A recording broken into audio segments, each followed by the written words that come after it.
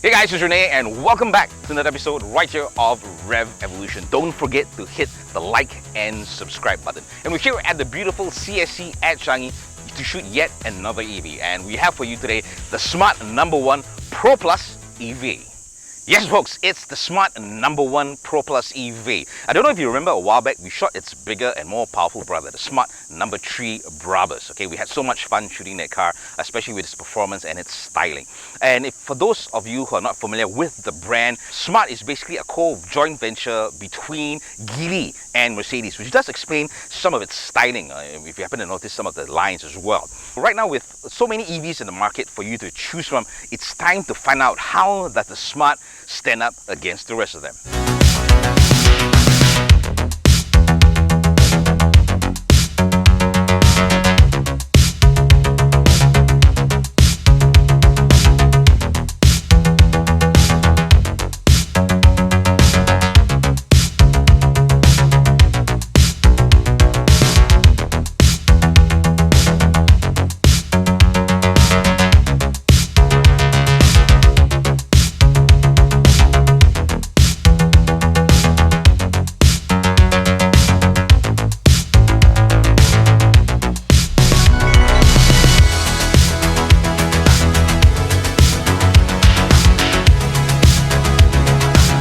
Yes folks, interior of the Smart Number 1 Pro Plus. First thing you notice as you get into the car is its very well built interior. Of course, some soft touch materials, very well designed car as well. And one of my favorite sections of the car is this center console, because we don't have the gears lever. So what I feel that this thing is really cool is the fact that you can actually kind of lean your hand here. And on top of that, there's things like your storage options. You can put your drinks here as well, and another storage space here which allows you your USB plugs to plug in your phone and other accessories as well. Okay, in terms of a driver, functionalities, well, we have the 9.2-inch instrument cluster, which is once again similar to its bigger brother BRABUS, and a 12.8-inch central display system, which is this guy right here. And I'll tell you a bit more about it during our car review. All right. And in terms of creature comforts for the driver, really comfortable seats, electrical seats for both the driver and the front passenger. Of course, and I feel that for long distance is really going to be nice and comfortable for you. And I left the last part of the car for the best as well, because it comes with a fridge. That's right folks, they had it in the BRABUS as well, and for me it's really cool because you can actually put your drinks in here as well. Now let's talk about rear seat comfort for the passengers. Okay, I'm quite a big guy. I'm in terms of size, not height. I'm about 1.7 and I'm quite big. And if you're talking about how many people this car can actually fit, I think comfortably you can only sit 2. But if you have a lot of skinny people, I think you probably could squeeze in 3. And of course, this car comes with a rear AC, which allows you to actually control the level of coolness you want in the car itself. And one of the things that a lot of people love is to have this little folded down thing where you can actually put your drinks. Okay, and now let's move on to boot space. Right folks, it's time for boot space, and one of my favorite parts of the car, because being in the media with all my equipment, I really need a car that affords me that much space. And with the Smart Number 1 Pro Plus, it comes with 323 liters of boot space, and if you fold all the seats down, a total of 986 liters. And of course, it comes with an electric tailgate with the option to control the opening and closing with your car's remote.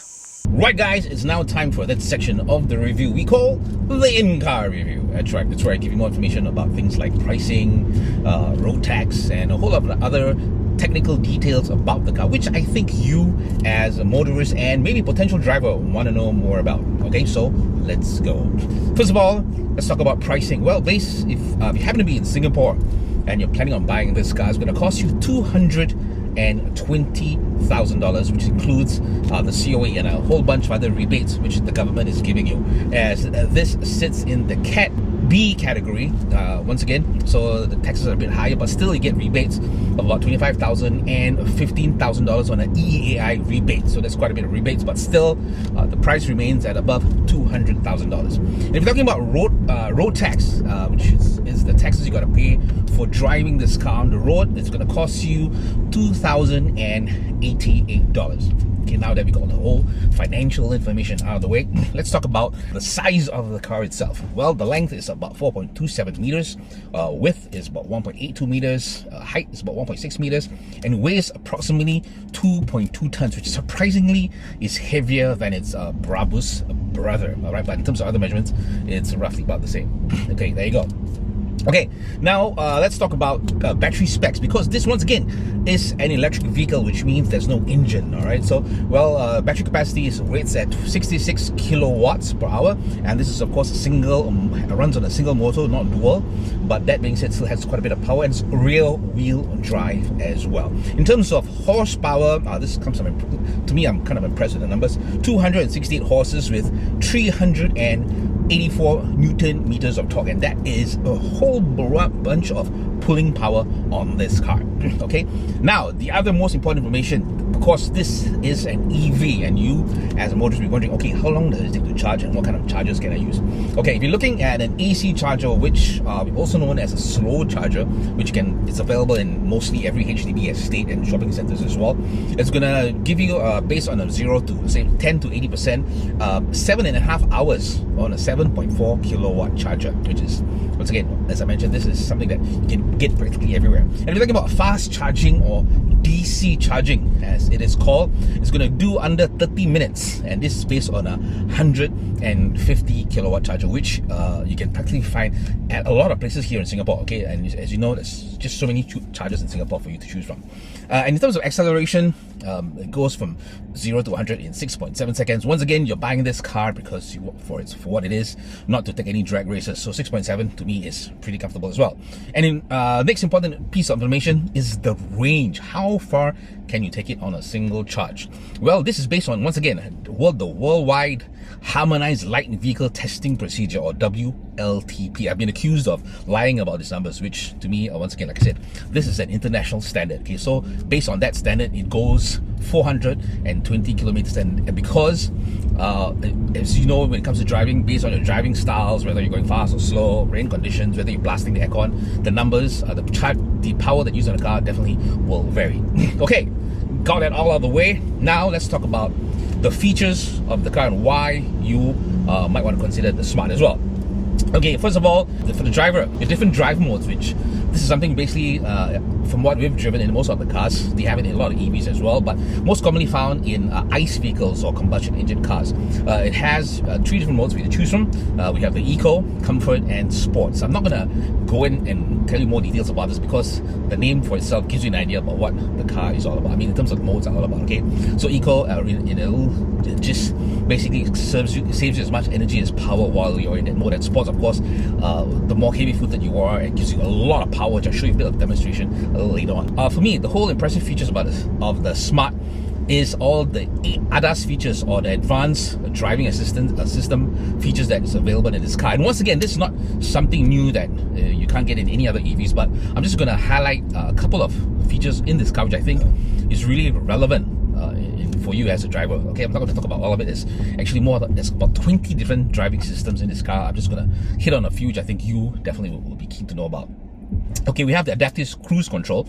So the adaptive cruise control basically is something that, as you know, there's a passive and active. So passive is, once you set it at 80, it just basically stays in 80, and if anything happens in front of you, there's a car in front of you, you'll just keep on going and smash into the other car. But with adaptive cruise control, what happens is it actually kind of detects the lanes, the number of car distances that you can actually set. So if you get too close to a car, say you set it at 90, if you get too close to a car, it actually pulls back. All right, that's how the adaptive cruise control works. Okay, then the other function that this basically ties into and works in tandem with is the Smart Pilot Assist, which we've tried it in a lot of cars. Once again, has this system, but not called Smart Pilot Assist. But what I'm truly impressed with this car is it's been raining the past couple of days when we tested it, and even in raining conditions, it really stayed true by keeping in the lane. And with the Smart Pilot, basically this ties in with, once again, with the adaptive cruise control as well. So the car keeps in your lane, and the car, and basically it drives by itself. But that being said, because of the laws in Singapore about self-driving systems, you can only take your hands off the steering wheel for about 10 seconds. That's as long as you can, take your hands off before it start coming a little flashing sign on the screen asking you to put your hands back on. But once again, all you need to do is just kind of grip it for a few seconds and you can take it off again. But that is not advisable, once again. So that just give you an idea that this is what the car is capable of. And once again, truly impressed with how this car handles with its smart autopilot system. And the other, one of the other safety systems which I really like is the, we call it the lane departure warning, which once again is not something new. What happens is in this car itself, the minute you get out of the lane, you have a choice once again of getting the kind of warnings you're going to get. There's an audible warning, or there's a vibration system that works in the car. So the minute, give you an example, if I happen to be daydreaming and I get out of the lane, automatically I start to feel a little vibration in the steering wheel telling me that I'm out of the lane and to get back in again. All right, so that's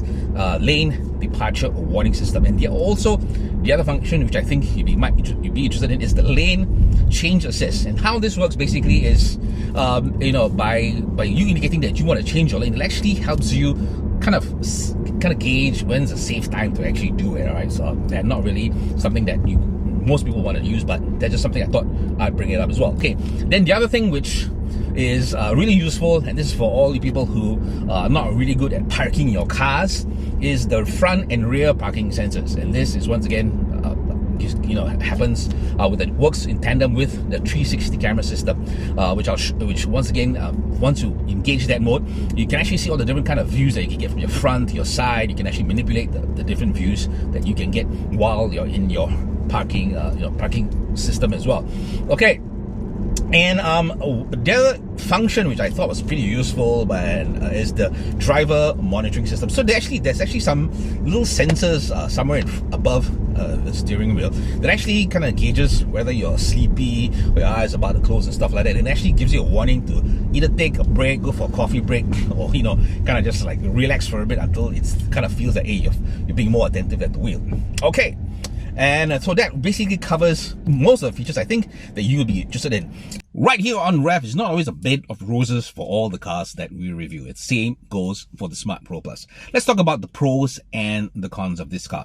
First of all, what we do love about the car, same as in the BRABUS, is the fact that it has lots of glass throughout the car. Okay, it's got a big windscreen, of course a great windows as well, and of course with the sunroof we have lots of light coming in. And what that boils down is, you talk about safety. For me, it minimizes all the blind spots when I'm driving, and I just love to have a really bright cabin. And of course the other thing that I do love about this car especially is the fridge. Yeah, that's right. I mean, I just can't comprehend having a fridge in the car. But anyway, yeah, that's another thing that I love about the car. And now let's talk about the cons about the car. And once again, same as the BRABUS, I really do not like the fact that you have to do all that controls, things like your, whether it's your modes, your, a car management system, everything is right there to be done on the screen rather than on the multifunctional steering wheel where it's supposed to be, unlike other cars as well. Because to me I really do not like to take my attention off the road by, example, changing the modes or, doing stuff that I have to on the screen when I'm supposed to be paying attention on the road. So if you're talking about gripes, I think that is really my biggest gripe that I have about the Smart Pro Plus. And that being said, I guess kind of wraps up another episode right here on Rev Evolution. First of all, we want to say a very big Rev thank you to all of you out there for, taking time out to watch our reviews. And of course, a Rev thank you to our friends over at the Civil Service Club for allowing us to do our reviews at their location. And last but not least, the guys from Smart Singapore for allowing us to have their car to review. All right, folks, so don't forget to like and subscribe to all our, channels, whether it's about our lifestyle or our motoring. Till you hear from me again, this is Renee signing off.